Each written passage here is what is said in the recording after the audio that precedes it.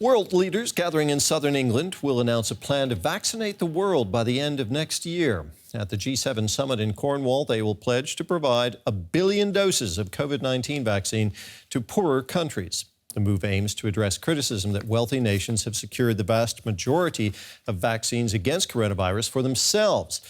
Meeting UK Prime Minister Boris Johnson ahead of the summit, President Joe Biden said the US would donate 500 million vaccine shots.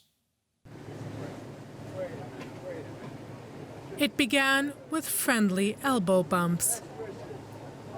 British Prime Minister Boris Johnson and US President Joe Biden's first in-person encounter continued in a convivial and cheerful tone.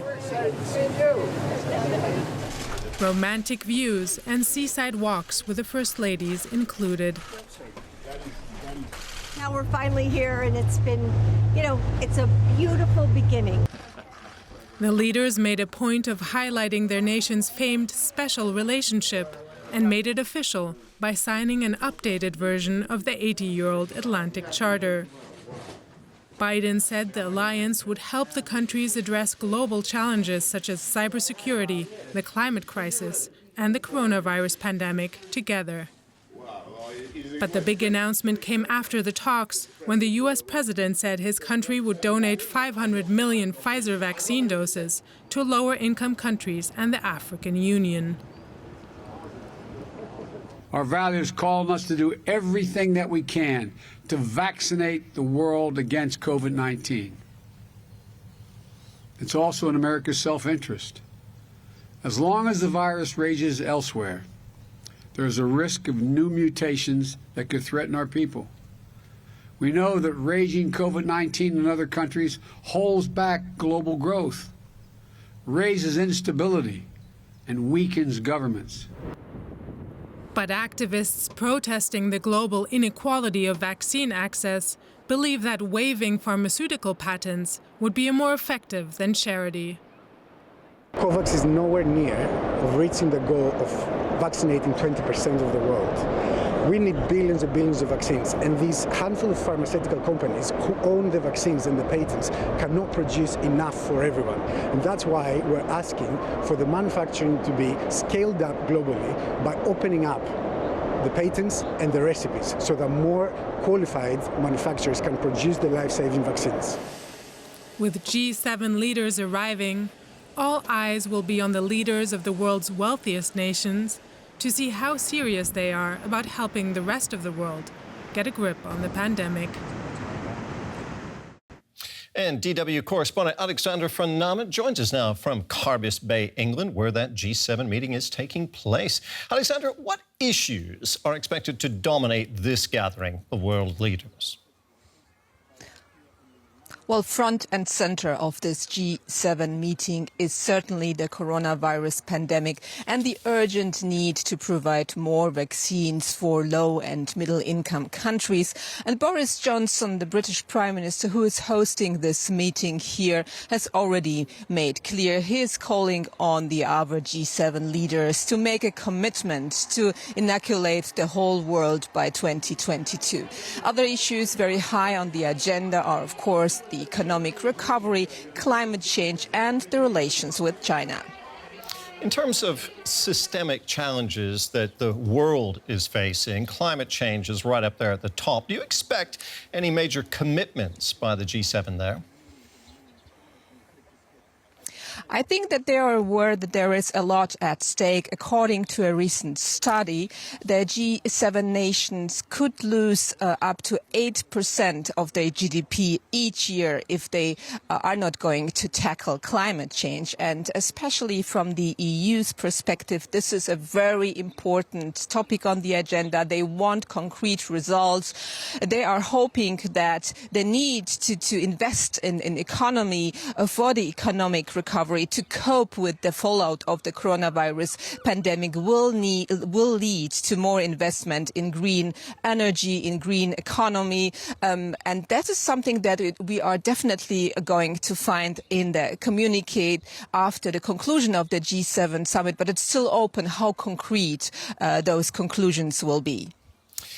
G7 members used to be thought of as the world's leading industrialized nations. That was the case when I was covering G7 summits. Now they're described as the club of wealthy liberal democracies, which obviously excludes China. Russia is effectively barred. Is the G7 becoming more ideological, Alexandra? Well, I think that the G7 has been facing a lot of criticism for years now. I also covered two G7 summits when the former US President Donald Trump was attending, and at this time it seemed that the G7 nations are in real trouble.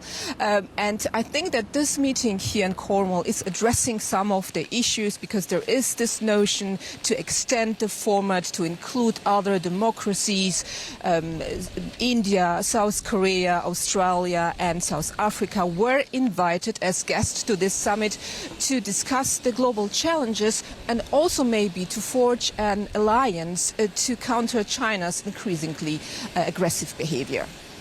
Alexandra, thank you very much. That was DW's Alexandra von Namen. And for the views on the pandemic from Asia and Africa, I'm joined now by our correspondents Nimisha Jaiswal in Delhi and Edith Kamani in Nairobi. Nimisha, you first. India has been one of the countries worst affected by the pandemic. Will this vaccine offer from G7 countries make a difference? Well, Terry, given the shortage we are facing in India, any additional vaccines can definitely make a difference. But the question really here is how much of a difference? The Indian government has taken on the ambitious pledge of vaccinating all adults by the end of this year. That means about 2 billion doses would need to be manufactured to get to that goal. And the local vaccines that are currently being manufactured, there are 2 of them, will not be able to meet those goals. So these additional doses will help. India is also in talks with Pfizer, Moderna and J&J, but these cannot supply India till October. So it'll take a group of different vaccinations to meet these goals, and it will be crucial for India to meet these goals to allow for India to pick up supplies to COVAX and other countries. Edith, looking at Africa, plenty of countries there, in plenty of countries there, just a tiny fraction of the people have received even one vaccine dose. Is this donation pledge of 1 billion vaccines from rich G7 countries, is that the right way to tackle the problem? Well, it's certainly a step in the right direction. And this is certainly what the health minister here in Kenya said to DW when he spoke to us, saying that it will go a long way in helping African nations reopen their economies.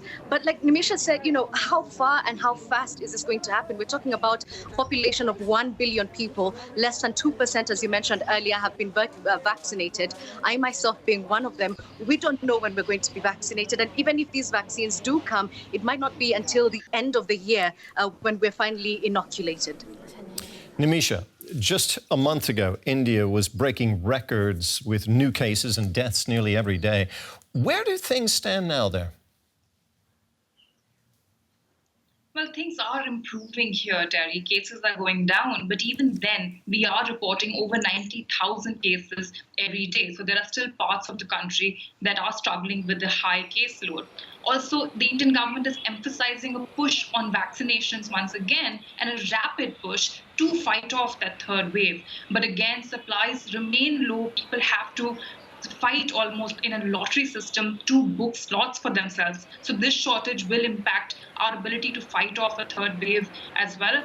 And even going forward, this would be a concern as India continues to also face a significant amount of vaccine hesitancy. Well, talking about vaccine hesitancy, Edith, what about vaccine skepticism in Africa? Even if people could get a jab there, would they be willing to go for it? Well, certainly in the early days, we did see a lot more skepticism that we're witnessing right now. In fact, in those early days, healthcare workers who had the provision to get the jab early on were turning it down. But now we're seeing a complete turnaround of events. As is happening in India right now, people are literally scrambling for the vaccine. My friend told me of an incident where she was told that there was somewhere that there were jabs just 10 minutes from where she was. And by the time she got there, there was a queue of people circling around the hospital. And this included old people who had to be assisted, people who are already suffering from various diseases, pregnant women and even young children. So the demand right now is exceptionally high, and obviously there is no supply. Edith, Nimisha, thank you both. Our correspondents Edith Kimani in Nairobi and Nimisha Jaiswal in Delhi. Good to see you both.